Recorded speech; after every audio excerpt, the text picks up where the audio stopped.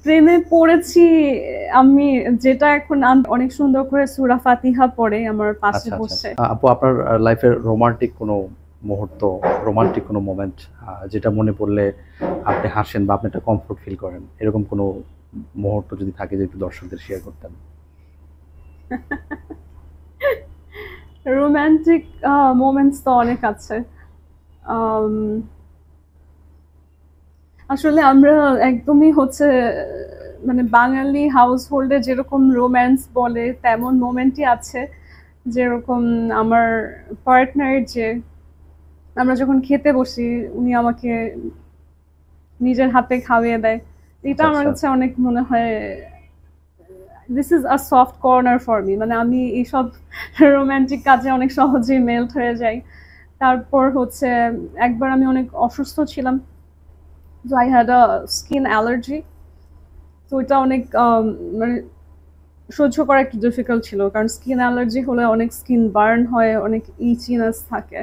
তো তখন সে অনেক সুন্দর করে সূরা ফাতিহা পড়ে আমার পাশে আচ্ছা, আচ্ছা, বসে। আচ্ছা। তো সূরা পড়ে তারপর আমাকে ব্লো করে ফেসে, যে আমি যাতে তাড়াতাড়ি ঠিক হয়ে যাই। তো ওইটা অনেক সুন্দর একটা মোমেন্ট ছিল। আপনি আপনার লাইফে কতগুলো প্রেমে পড়েছেন? নট আ লট, বেশি না। আচ্ছা। ইনফ্যাক্ট প্রেমে পড়েছি আমি, যেটা এখন আন্তর্জাতিক সংবাদ হয়ে গেছে, সেখানেও আমি প্রেমে পড়েছি এটা বুঝতে আমার অনেক সময় লেগেছে। আচ্ছা, আচ্ছা। মানে তখন আমার কাছে প্রথম দিকে আমার কাছে মনে হয়নি যে আমি আসলেই প্রেমে পড়েছি কিনা? হ্যাঁ, কিন্তু অনেক সময় দেখা যায় অনেক ঝগড়াঝাটি, বিচ্ছেদ এগুলো থেকে মানুষের একটা রিয়ালাইজেশন হয় যে হয়তো আসলেই প্রেম ছিল। বর্তমান সময়ে বা বর্তমান যে সামাজিক প্রেক্ষাপট আমরা এখন যা দেখছি আরকি, Yes. এখনকার সময়ে প্রেম ভালোবাসাটাকে আপনি কিভাবে দেখেন? আসলে আমরা কেন যেন এই বর্তমান সময়ে প্রেম ভালোবাসা বলে সবসময় পাস্টকে গ্লোরিফাই করার আচ্ছা, চেষ্টা আচ্ছা, করি, আচ্ছা, আচ্ছা। কিন্তু আমাদের নিজেদের বয়সও তো কম না। বর্তমান সময়ের জেন জি না, আমরা আচ্ছা, জেনারেশন জিও না, মোটামুটি ভালোই আচ্ছা, বয়স আচ্ছা, আমাদের। তো আচ্ছা। আসলে পাস্ট গ্লোরিফাই করা সব প্রজন্মেরই একটা স্বাভাবিক প্রক্রিয়া, যে আমরা এটা মনে কি করি একটা হ্যাবিট? আগে এটা মনে কি একটা হয় হ্যাবিট? হ্যাঁ, আমরা আচ্ছা, ভাবি আগে মনে হয় অনেক ভালো ভালো ছিল, ছিল। কিন্তু আচ্ছা। আসলে মানুষের মধ্যে অন্য একটা মানুষের প্রতি ভালো লাগা বা আবেগ তৈরি হওয়া, এটা সেই আদিকালেও যেমন হতো এখনো হয়, এবং সেখানে ধোঁকা বা ডিসঅ্যাপয়েন্টমেন্ট এই জিনিসগুলো আদিকালেও ছিল, এখনো হয়। আচ্ছা, আচ্ছা। তবে এখন হয়তো সামাজিক যোগাযোগ মাধ্যম, মিডিয়া, টেলিভিশন, নিউজ, তারপর হচ্ছে আমাদের ঘরের বাইরে নারীদের অনেক বেশি চলাফেরা করা, এই কারণে হয়তো আগের স্টোরিগুলো মানুষের অজানা থেকে যেত, এখন অনেক ইজিলি সবাই জানতে পারছে। মেঘনা আলম যখন রাগ করেন তখন কি করেন আপনি? আমার রাগ অনেক ভয়ঙ্কর, আমি কিছুই করি না। ভাঙচুর করেন কি? সামনে যা পান No, সেটা? no, no, never. আমি খুব একটা রাগী না, যেটা বাস্তব।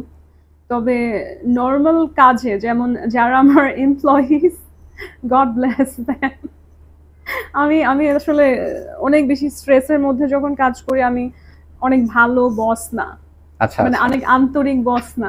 আমি অনেক চিৎকার করি, আমি অনেক বলি যে এটা ঠিক করো, এটা কেন হয় না। I scream shout, so I am not the ideal boss that everybody imagines. যে মিস বাংলাদেশ ফাউন্ডেশনের চেয়ারপারসন মনে হয় অনেক আন্তরিক, এখানে কাজ করলে। না, আমরা যখন Not দেখছি that. মেঘনা আলমকে, যখন আমরা বাইরে থেকে দেখছি, তখন মানে she is a very nice person, she is a Yes. Very nice man. খুব সহজেই সে মানুষের সাথে মিশে এবং সে খুব আন্তরিক। হ্যাঁ, কিন্তু আপনি যেটা বলছেন যে ভালো বস হিসেবে, মানে ওইটা একটা পার্ট, এইটা একটা পার্ট আরকি। রাইট। তো আমার রাগটা তারা কিছুটা দেখে, তবে ইটস নেভার এনিথিং পার্সোনাল, মানে কাউকে অপ্রয়োজনে কিছু বলা, নেভার লাইক দ্যাট, বা ভাঙচুর করা এমন না। তবে আমার যদি সত্যিকারের রাগ হয় কারোর প্রতি, তাহলে আমি আসলে revenge is best served cold থিওরিতে বিশ্বাসী। আমি কিছুই বলি না, আমি চুপচাপ থাকি, আমি অবজার্ভ করি, আমি আমার প্রতিপক্ষকে ওনার মতন খেলতে দিই, যে কিপ অন প্লেইং। আমি আমার সময় সুযোগ মতো সব শেষ ব্যালেন্স শেষ করে পর্যন্ত আর কি দেখেন যে কি হয়? আমি আসলে শেষ পর্যন্ত দেখি কি দেখি না আমি কিছুই বলি না, তবে আমি আচ্ছা যদি কাউকে প্রতিশোধ নিই আমি সেটা জানানোর প্রয়োজন বোধ করি না। অনেকে থাকে যে এটা দিয়ে একটা আত্মতৃপ্তি পায় যে আমি ফাইট করব, আমি এগুলো বলে আত্মতৃপ্তি পাই না। আমার যাকে যেখানে শিক্ষা দেওয়ার সেটা হয়ে যায়, আমি আমার মতো চুপ থাকি। মেঘনা আলম কি open book or mysterious? I think a good mix of both. আচ্ছা আচ্ছা। কারণ আমি কোনো কিছু লুকিয়ে রাখে, মিথ্যা বলে বা লজ্জা পায় সেরকম না। তবে সবকিছু যে আমাকে মানুষকে বলতে হবে আমি সেটাও মনে করি না। যতটুকু আমি সবসময় অনেক এক্সপ্রেসিভ বলছি, নিজেকে প্রকাশ করছি, তবে তারপরও আমার মনে হয় একটা বিগ ভার্সন অফ আস সবসময় হিডেনই থাকে। এটা আমার একার ক্ষেত্রে না, সবার ক্ষেত্রে, যে আমাদের সবারই আমরা যতটা প্রকাশ করি তার থেকে অনেক বেশি আমাদের অন্তরে থেকে যায় সবসময়। আমাদের বাংলাদেশে তো অনেক সুন্দর সুন্দর ছেলে রয়েছে, তো একটা বর্তমানে ট্রেন্ড কাজ করছে যে আমাদের দেশের মেয়েরা বিদেশি ছেলেদেরকে খুব বেশি তারা পছন্দ করছে।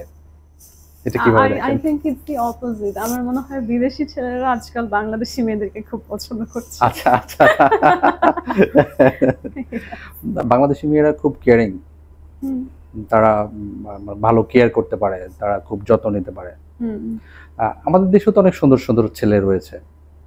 তো আরেকটা বিষয় সেটা হচ্ছে যে নিয়ার ফিউচারে যদি আপনার কোনো প্ল্যান থাকে, সেটা হচ্ছে যে আপনি যদি কোনো মুভি মেকিং করতে চান, তো ফার্স্ট এই মুভিটা কি ধরনের গল্প হবে বা কোন ধরনের স্ক্রিপ্টে আপনি এটা মুভি তৈরি করবেন? Oh, that's a very interesting question. আমার মনে হয় আমি যদি কখনো মুভি মেকিং করি, যে এটা হাইপোথেটিক্যাল কোয়েশ্চেন যেহেতু, তাহলে আমি হয়তো চেষ্টা করব যে একটা হলিউড ঢালিউড মিক্স একটা মুভি করা যায় কিনা, এবং আমি হয়তো সেখানে অনেক বিগ স্টারের প্রয়োজন নেই, বাট খুব ভালো অ্যাক্টর, মেথড অ্যাক্টর এমন কাউকে বাংলাদেশ থেকে নিয়ে, হলিউড থেকে নিয়ে হয়তো একটা খুবই লাইট হার্টেড রোমান্টিক কমেডি টাইপের একটা মুভি বানাবো হয়তো, যেটা সবাই খুব সহজেই বুঝবে এবং এনজয় করবে। আপনার সিনেমার গল্পে বাংলাদেশি ভাষাভাষী বা বাংলাদেশি মানুষের যে দর্শক যারা, বাংলাদেশি দর্শক যারা, তাদের প্রাধান্য কতটুকু থাকবে, তাদের উপর ভিত্তি করে গল্পটা আপনি তৈরি করতে যাচ্ছেন, তাদেরকে আপনি কতটা প্রাধান্য দিয়ে গল্পটা নির্মাণ করবেন? বাংলাদেশি দর্শক যারা থাকছে তাদেরকে প্রাধান্য দেয়, বাংলাদেশি দর্শকদেরকে প্রাধান্য দিয়েই তো আসলে আন্তর্জাতিক সিনেমাটা বানানো। কারণ আমরা আমাদের দর্শককে সবসময় নিচু করতে খুব পছন্দ করি। আমরা বলি যে আমরা বলি যে বাংলাদেশে আমরা এরকম সস্তা এন্টারটেইনমেন্ট মুভি বানাই কারণ আমার দেশের দর্শক এটাই পছন্দ করে বলে।